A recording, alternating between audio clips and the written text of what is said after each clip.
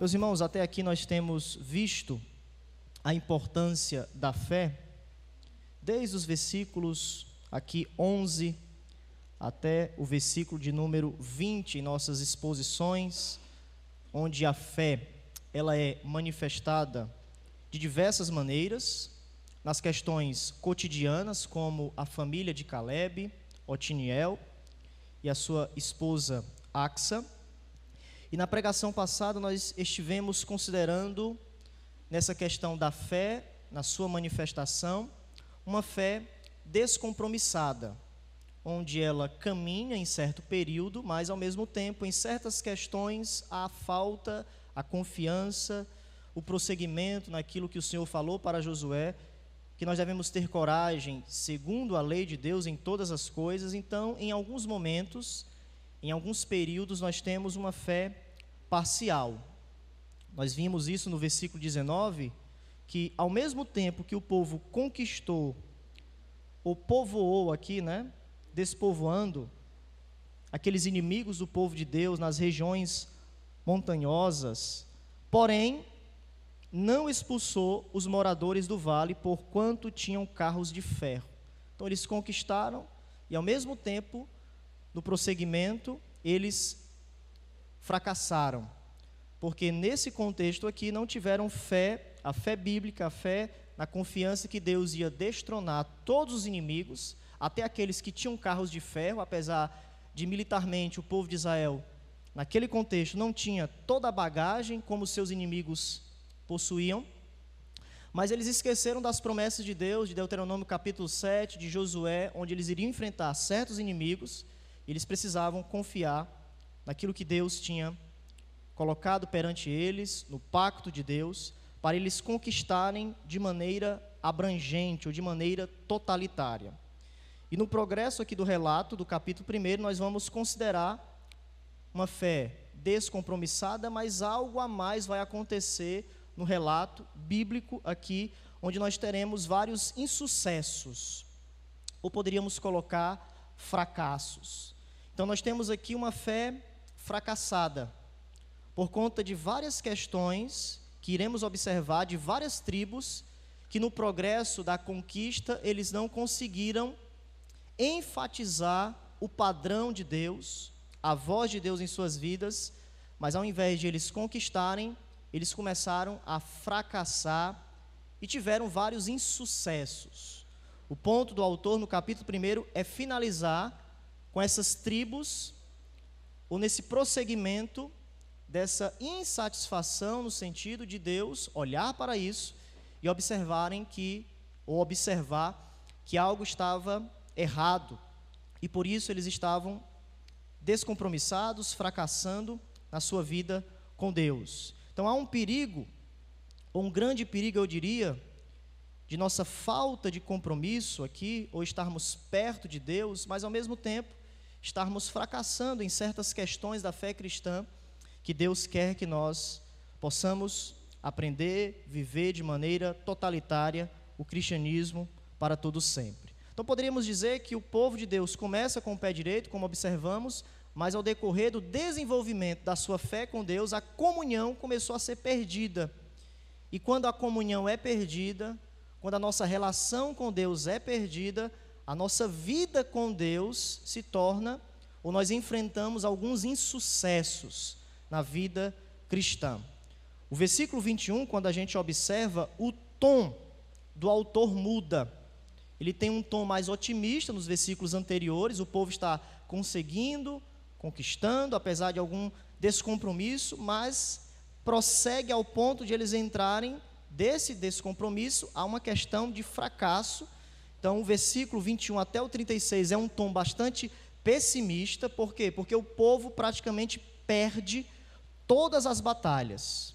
Depois do descompromisso da tribo de Judá, no versículo 19, que era a tribo que deveria liderar, o povo conseguiu aqui ser influenciado por esse descompromisso, ao ponto de também eles falharem em seu compromisso com Deus, e as outras tribos também entram em um processo de declínio espiritual, de descompromisso, e com isso nós temos o fracasso, os insucessos na vida cristã. Então o veneno da desobediência é algo que se espalha rapidamente. E é isso que o autor quer que a gente possa aprender, o perigo de quando nós perdemos a comunhão, as pessoas que estão ao nosso lado também podem perder ao ponto de todos entrarem em um processo de insucessos na vida cristã. O veneno da desobediência se espalha rapidamente. E duas coisas nós iremos perceber nessa noite, que estão atrelados nesses versículos: uma sucessão de fracassos. A gente deve ter esse ponto em vista quando lermos esses versículos, mas ao mesmo tempo nós temos a voz de Deus. Há insucessos aqui, mas Deus tem algo a dizer sobre isso. O que Deus nos diz ou nos fala sobre os nossos insucessos? Então, os versículos 21 ao 36, nós temos essa série de insucessos, começando aqui com a tribo de Benjamim, o fracasso da tribo de Benjamim. O autor passa a nos relatar o fracasso com essa tribo, depois a casa de José e as tribos do norte. Todas elas entraram em um processo de declínio espiritual, descompromisso, fracassos, e não conseguiram conquistar a tão promessa de Deus em certos aqui estágios do assentamento de Canaã para a conquista da terra segundo a promessa de Deus. Então veja o versículo 21, que nos informa o fracasso da tribo de Benjamim em sua tentativa de expulsar os jebuseus de Jerusalém. Versículo 21 nos informa isso. Porém, e aqui a expressão porém é interessante porque contrasta o fracasso de Benjamim com o sucesso de Calebe. Por que Calebe foi bem sucedido? Porque ele tinha uma fé bíblica nas questões cotidianas, naquilo que Deus tinha colocado perante ele, e mesmo apesar de ele ter uma idade avançada, ele conquistou a porção de Deus para a sua vida. A sua família estava atrelado à fé bíblica, e o autor quer nos indicar isso, esse porém, esse contraste fortemente. O sucesso de Calebe, que era uma espécie de miniatura da fé israelita que eles precisavam observar, mas ao mesmo tempo eles não conseguiram entrar, vamos dizer, ou estarem nessa influência positiva da família ou da fé de Calebe, e eles começaram a regredir na fé cristã. Porém, os filhos de Benjamim não expulsaram os jebuseus que habitavam em Jerusalém. Antes, os jebuseus habitavam com os filhos de Benjamim em Jerusalém até o dia de hoje. Então, quando o autor estava escrevendo, até o dia de hoje, há uma relação de Deus, dos filhos de Deus, com os inimigos de Deus. Ao invés de eles expulsarem os inimigos de Deus, como antes eles tinham feito, agora eles começam a habitar. Eles não conseguem expulsar os inimigos de Deus segundo a promessa do Senhor. Então, no versículo 21, o autor quer nos informar que a tribo de Benjamim foi incapaz de terminar o que Judá havia iniciado. Versículo 2, nós temos a voz de Deus no sentido: vocês vão conquistar segundo a minha mão, você pode subir, eu entreguei os inimigos em suas mãos. Mas ao decorrer do tempo, nesse prosseguimento, a tribo de Benjamim começou a fraquejar, não conseguiu terminar o que Judá havia iniciado. Então aqui a gente tem um primeiro fracasso, algo simples, bastante objetivo, para a gente também não se deter a tantos detalhes e ficar um pouco cansativo. O ponto do autor é nos informar que Benjamim, uma tribo de Deus, foi incapaz de terminar o que Judá havia iniciado. E a importância do porém, desse contraste de Calebe com a tribo de Benjamim. Então tudo o que acontece a partir de agora é justamente diante desse contraste de o povo de Deus estar nesse descompromisso, e o que acontece são fracassos em cima de fracassos. Versículo 22 ao 26, nós temos agora o fracasso da casa de José. Então o relato nos informa que eles fracassaram na missão, pois embora tenham espiado e conquistado Betel, a gente vai ver aqui, ferindo a cidade a fio de espada, um homem, ou um inimigo de Deus, lhe mostrou o caminho para que eles pudessem conquistar a terra. Então veja que eles já estão saindo da direção de Deus no sentido de que podem ir, vocês vão conquistar, e eles já estão no processo aqui de, vamos dizer, ficar em cima do muro, já ter o processo de tentar dialogar com o inimigo para tentar fazer algumas promessas para conquistar a terra e ao mesmo tempo aqui cumprirem esse certo protagonismo. Então veja o versículo 22, subiu, informa agora o protagonismo da tribo aqui, ou da casa de José. O ponto do autor é esse: subiu. Agora, quem está tomando a frente é a casa de José. Alguns acreditam que funciona também como a tribo de Efraim, é um termo sinônimo. Então, subiu a tribo de Efraim contra Betel. Então, os irmãos devem lembrar que Betel é uma cidade muito importante no texto bíblico. Abraão teve um encontro com Deus, José também, quando ele tem aquela visão de Deus, ele muda o nome para Betel, a casa de Deus. Então, Betel era muito importante, aqui Jacó, naquela visão, todo aquele processo, melhor dizendo, tá certo? Então, contra Betel, e o Senhor era com eles. Veja o versículo 23. A casa de José enviou homens a espiar Betel, cujo nome dantes era Luz. Vendo os espias, um homem que saía da cidade, lhe disseram. Então veja como foi a abordagem, a forma de eles conquistarem Betel, que antes era chamada Luz. Mostra-nos a entrada da cidade, e usaremos de misericórdia para contigo.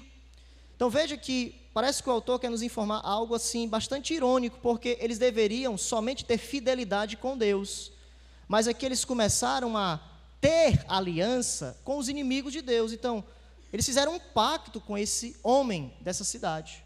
O pacto foi: usa de misericórdia para conosco, que nós usaremos de misericórdia para contigo. Mostra-nos a entrada da cidade.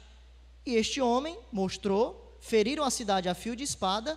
E veja o texto: porém, mais uma vez o contraste, aquele homem e toda a sua família deixaram ir.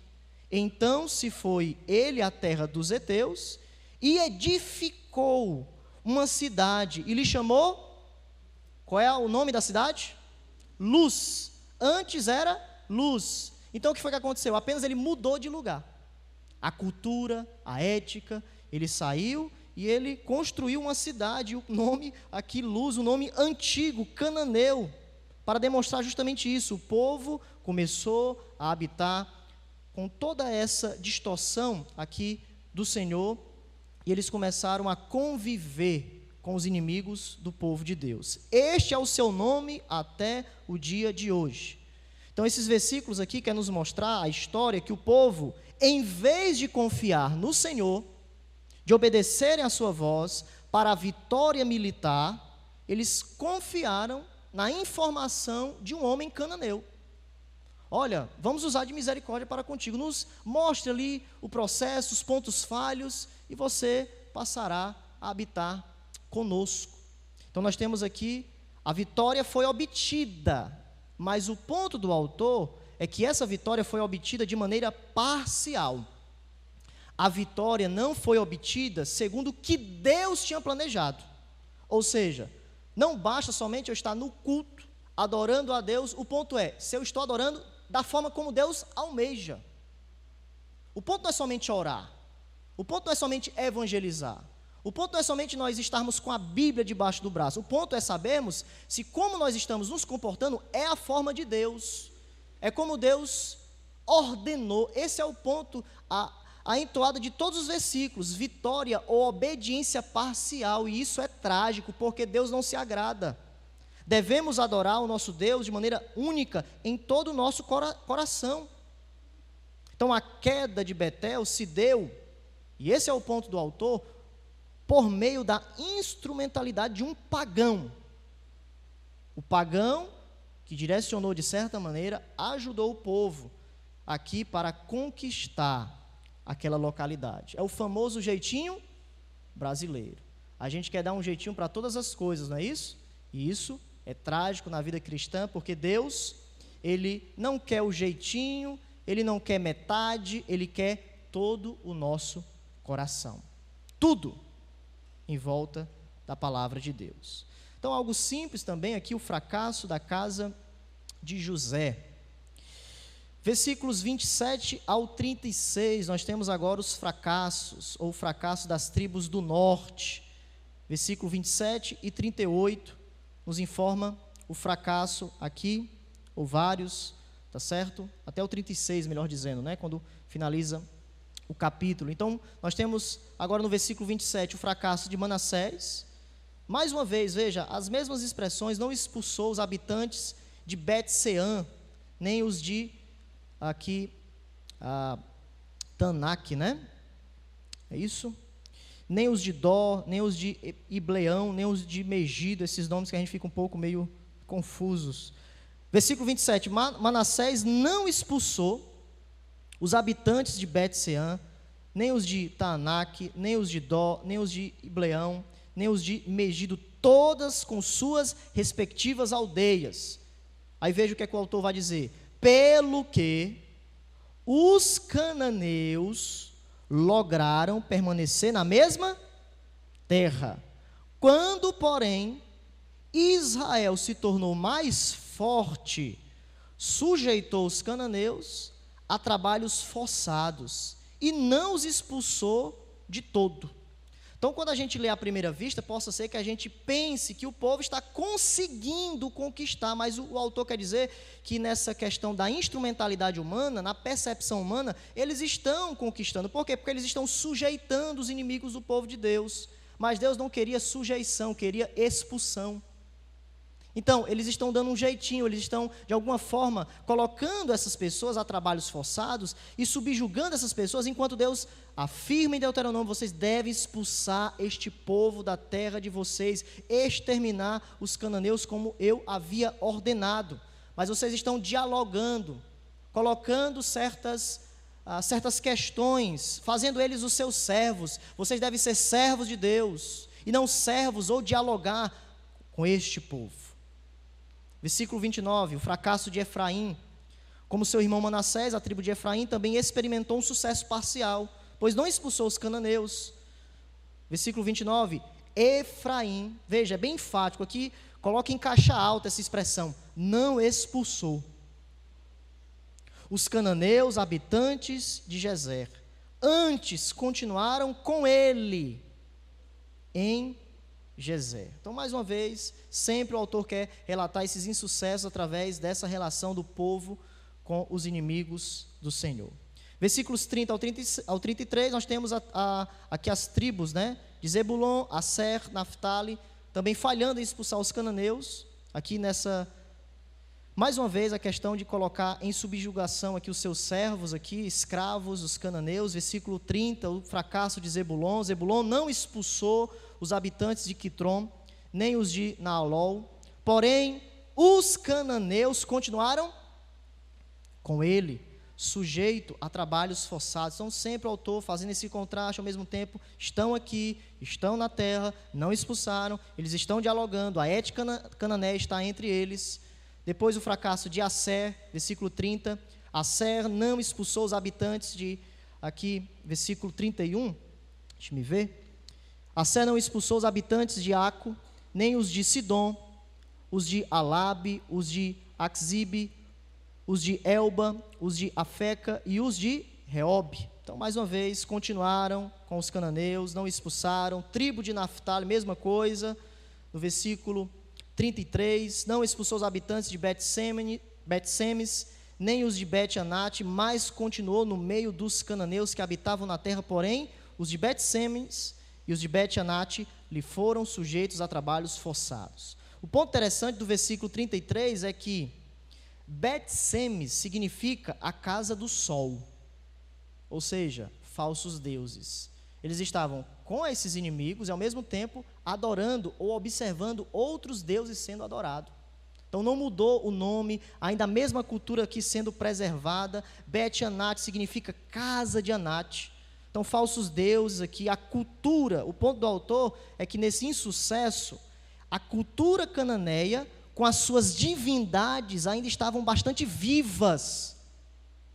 O povo estava lá, estavam ali colocando esses inimigos a trabalhos forçados, mas enquanto isso, eles estavam adorando outros deuses e o povo de Israel se acostumando com essas coisas. E mais à frente, o que vai acontecer é que o povo de Israel vai se dobrar a esses falsos deuses, vai adorar esses falsos deuses.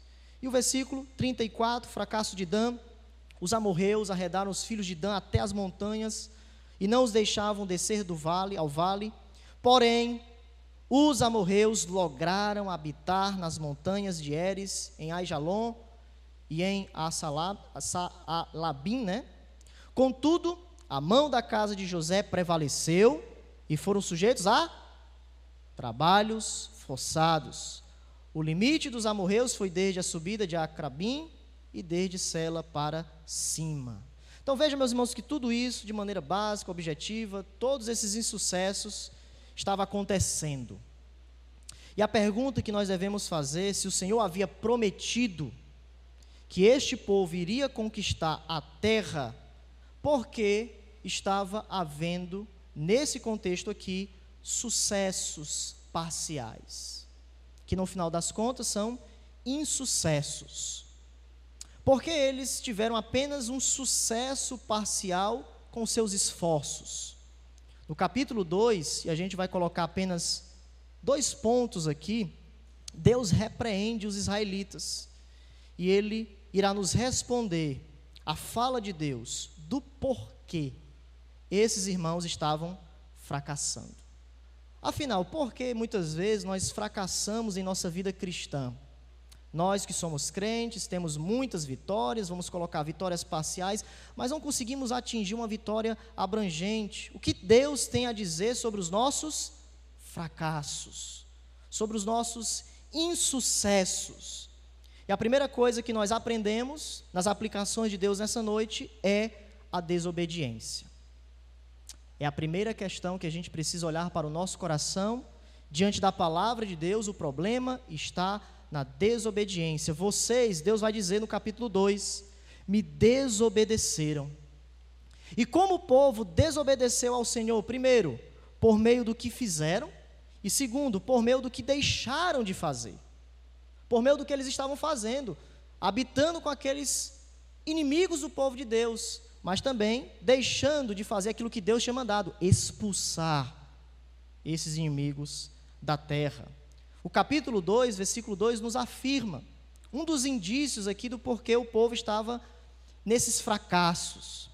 Vós, porém, não fareis aliança com os moradores dessa terra. Mas o que foi que eles fizeram?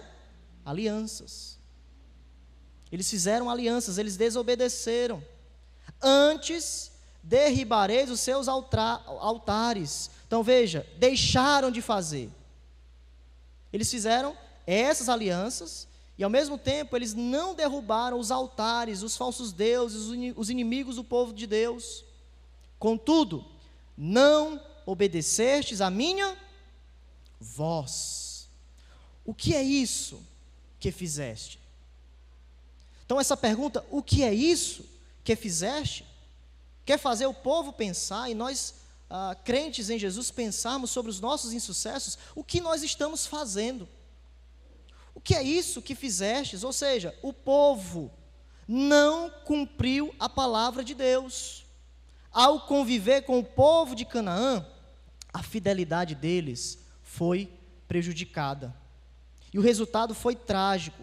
Por quê? Porque combinação de obediência parcial com concessões, amizades iníquas, coisas que Deus não prescreve em sua palavra, meus irmãos, tem vida curta. O pecado tem vida curta. Ou seja, obediência parcial em certas áreas, mas ao mesmo tempo uma relação que não prescreve ou não está de maneira bíblica em nossa vida, acabará nos tragando. O pecado acabará nos tragando, por quê? Porque nós não estamos atentos às consequências que Deus tem para nós. Então uma frase que a gente deve pensar nessa noite é: pense uma vez no que está prestes a fazer, mas 2 vezes na consequência. Pense uma vez no que você está prestes a fazer, mas 2 vezes, 3 vezes nas consequências dos seus atos. Precisamos pensar além. Precisamos estar atentos a tudo aquilo que Deus está colocando em nossas vidas, para que não sejamos, melhor dizendo, tragados pelo pecado. Para onde os nossos desejos irão nos levar? Aqui é o segredo para você perceber do porquê eu estou com tantos insucessos na vida cristã, porque eu não consigo vencer certas lutas, certos pecados, é aonde o seu coração tem lhe levado, o que você tem buscado, o que você tem almejado, aonde está a sua obediência, o seu coração nas coisas de Deus. Porque no final das contas, obediência parcial é desobediência, porque nós não estamos colocando todo o nosso coração no senhorio de Jesus. A lição principal aqui, meus irmãos, é que Deus exige senhorio em todas as áreas da vida. Em nossas famílias, em nossa oração, em nossos cultos, em todas as coisas, não apenas sobre algumas, mas Deus mandou Israel limpar a terra de Canaã inteira. Obedeçam a minha voz, se envolvam nesta guerra santa que eu tenho para vocês. E se envolver com Deus, estarmos com as Escrituras, é nós se envolvermos por completo. Porque se nós não colocarmos de maneira completa o nosso coração, a desobediência estará instalada. O veneno estará lá. E se nós não colocarmos o Evangelho em nosso coração, nós seremos tragados completamente. Então, embora eles tivessem aqui conquistado, vamos colocar, essas pessoas estarem em trabalhos forçados, não era algo integral. Porque Deus não tinha prescrito isso nas Escrituras. Em última instância, entregarmos a nossa vida a Deus em obediência, amor e gratidão deve levar toda a nossa vida. Tudo. Todo o nosso coração. Tudo que nós temos. Então, cuidado. Cuidado com a obediência parcial, porque gera desobediência total. Não queira conviver com o pecado. Pense 2 vezes nas consequências. Muito cuidado. E aqui eu trago um livro, uma indicação de leitura, do grande autor John Owen. Os irmãos sabem que eu gosto bastante dos puritanos. Eles, depois da Reforma Protestante, foram a um movimento bastante piedoso. É muito interessante os escritos. E existe um escrito que vai falar justamente sobre isso, sobre a mortificação dos nossos pecados. Nós precisamos saber lutar contra os nossos pecados. O livro do John Owen, A Tentação, a Mortificação do Pecado, que todo cristão precisa saber. Aqui é uma indicação que você deve ler esse livro, porque o baixíssimo nível da nossa espiritualidade atual é devido ao fato de nós termos uma visão superficial do pecado. Uma visão superficial ao ponto de nós não percebermos aonde as nossas atitudes têm nos levado. Porque nós temos pouco conhecimento acerca da doutrina do pecado. John Owen, certa feita, ele disse o seguinte: mate o pecado ou ele matará você. Se você não matar o pecado, ele vai ganhar forças, ao ponto de ele matar a sua alma. E foi exatamente isso que aconteceu no texto. A desobediência se encontra em não querermos matar o pecado, convivermos com ele. Isso é perigosíssimo. Meus irmãos, devemos ser implacáveis em nossa luta contra o pecado. Quando tentamos viver com o pecado, temos sérios riscos. A Bíblia é muito clara. Coexistir com o pecado, meus irmãos, é algo muito perigoso. Cuidado. Ou você mata o pecado, ou ele matará você. É algo sério na vida cristã. Não tolere o pecado. Já falei para os irmãos que essa doutrina ela é crucial e muitas vezes os crentes nem sequer estudam sobre ela, que é a doutrina da mortificação dos pecados. A gente fala muito de santificação, mas a santificação está ligada à mortificação dos nossos pecados. O que é mortificação? Significa matar continuamente o velho eu. E nós temos 2 textos clássicos sobre isso. Lemos nessa noite o texto de Romanos, mas eu queria também ler o texto de Colossenses, capítulo 3. Veja só. Essa expressão, ela é bíblica, ela é colocada perante nós. E para nós fugirmos da desobediência, nós precisamos mortificar os feitos do corpo, da natureza pecaminosa. Entrarmos na operação do Espírito Santo em nossa vida. Colossenses capítulo 3.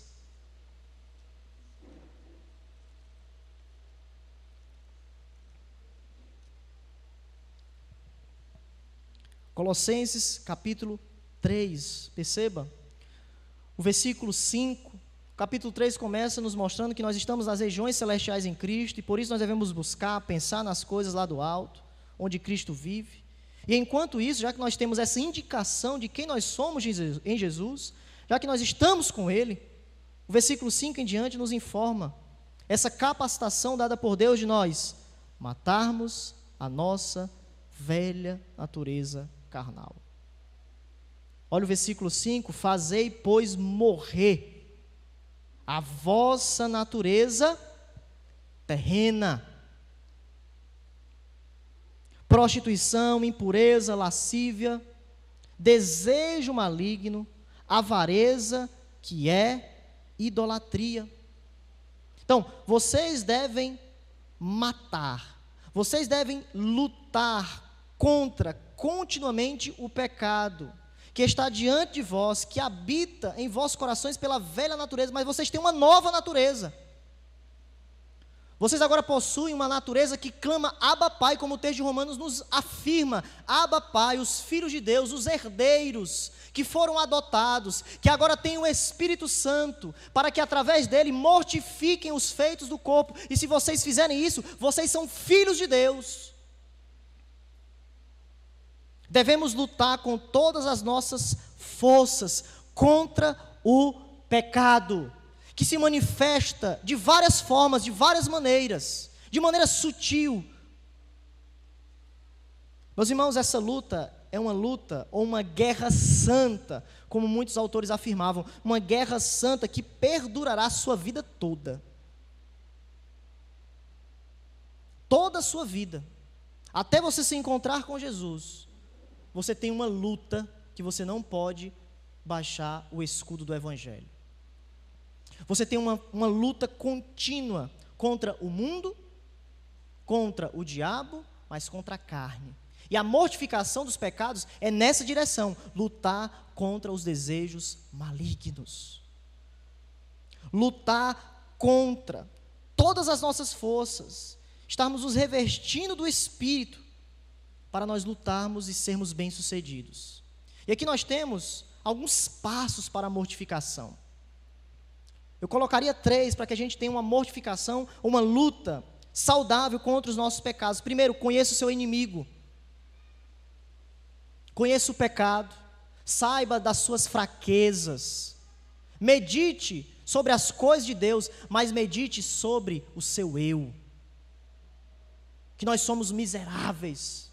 Nós somos pecadores, nós precisamos da graça de Deus, então nós devemos meditar sobre quem nós somos, as nossas falhas, de tudo o que nos leva para a desobediência, e conhecendo os nossos inimigos, nós olharemos para a Bíblia de maneira bíblica, para nós lutarmos de maneira correta.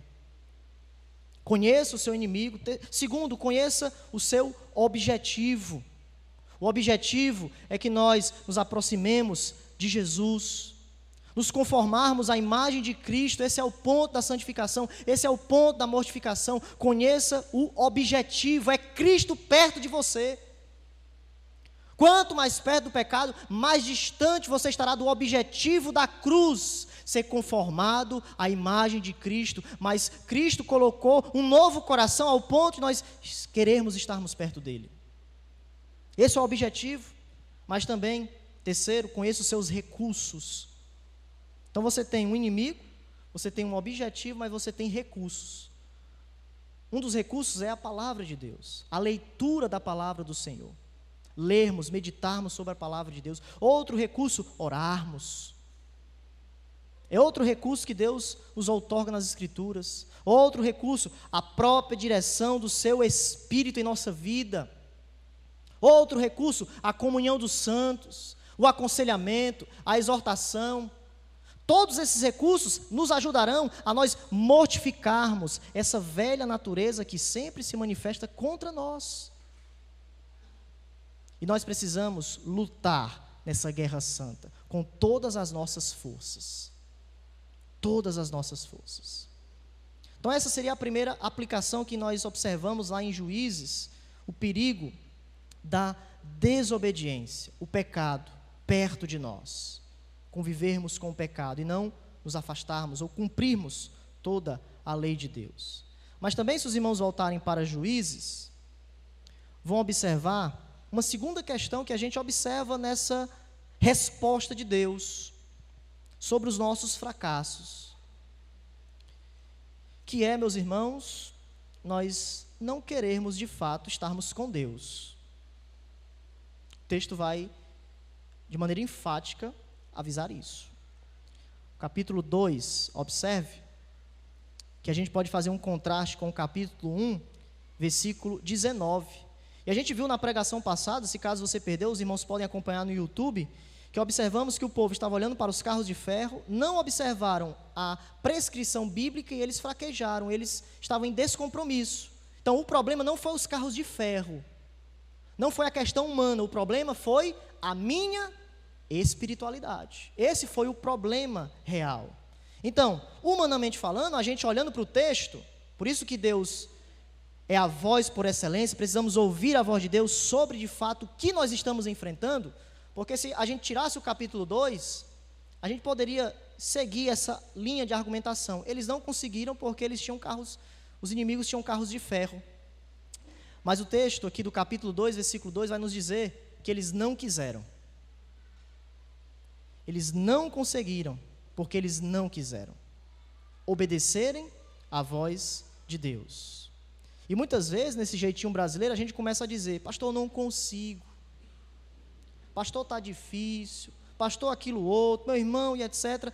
Mas existem momentos, e Deus está nos dizendo isso, que lá no fundo, você não quer. É isso que Deus está dizendo. O povo, não conseguimos, mas Deus está dizendo, você não quer. A desobediência dos israelitas se baseou para eles por bons motivos. Então a gente começa a maquiar nossa desobediência. Colocar bons motivos, estou cansado e etc. Começa a colocar desculpas esfarrapadas. Mas Deus está dizendo, vocês não quiseram. Vocês não quiseram colocar a minha voz em seus corações. Sabe por quê?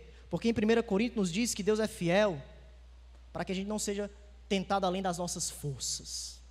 Veja esse texto de 1 Coríntios, por exemplo. Meus irmãos, quando nós pecamos porque nós queremos pecar. Não esqueça disso. 1 Coríntios, capítulo 10, versículo 13. Deus é fiel e não deixará que sejais tentados, além do que podeis resistir.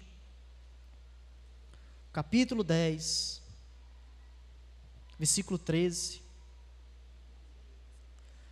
Não vos sobreveio tentação que não fosse humana, mas Deus é fiel e não permitirá que sejais tentados além das vossas forças. Pelo contrário, juntamente com a tentação, vos proverá livramento, de sorte que a possais suportar.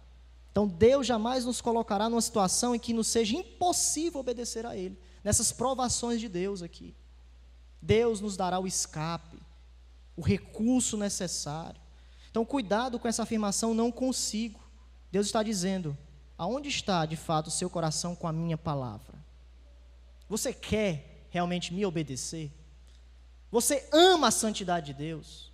Você quer estar no culto verdadeiramente? Você quer louvar ao Senhor? Você está aqui de alma, de espírito, de corpo, toda a sua vida.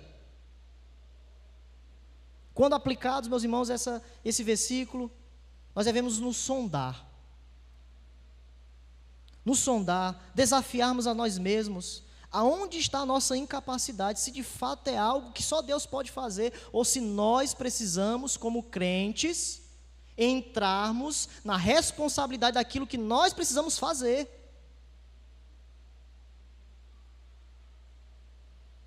Talvez você se ache incapaz de fazer muitas coisas, quando na realidade você está se recusando a fazer aquilo que Deus prescreve.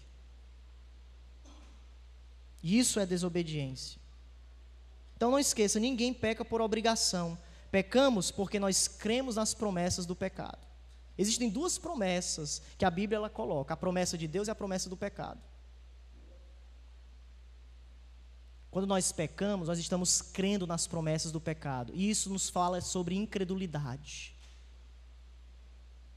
E é por isso que a forma de Deus no processo de nós lutarmos contra os pecados é nós crermos nas promessas de Deus verdadeiramente, ao ponto de o nosso coração estar verdadeiramente vibrando com as promessas de Deus, para que nós possamos sermos fortalecidos para lutarmos contra os nossos pecados.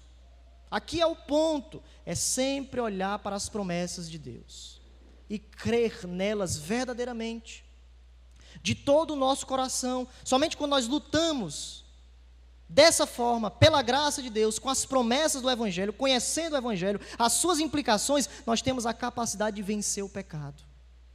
Somente dessa forma, meus irmãos. Alegria nas coisas, nas recompensas que Deus nos outorga, no Evangelho que nos liberta de toda incredulidade.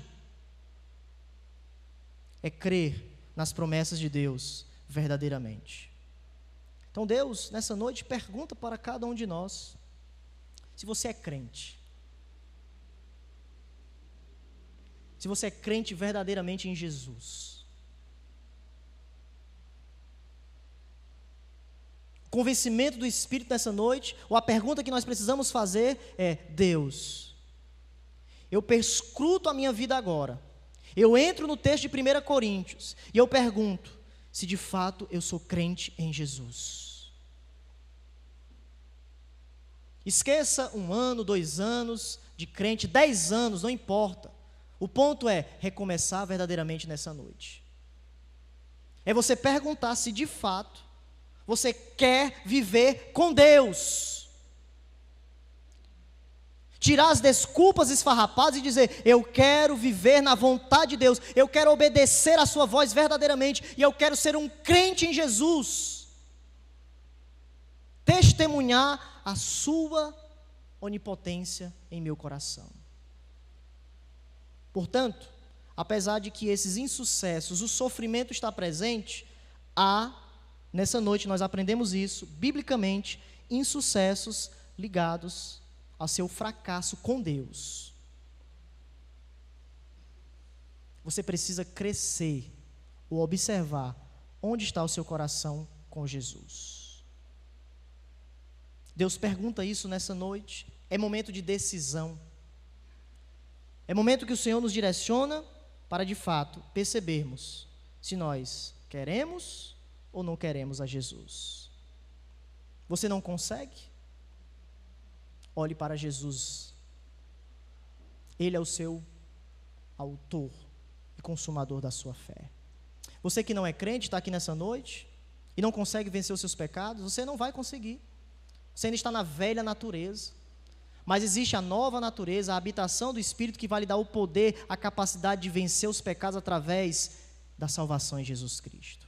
Receba a Cristo como o Senhor e Salvador de sua vida. E tenha uma esperança gloriosa da cruz de Cristo, o poder da sua ressurreição, viver e morar com Ele para todo sempre.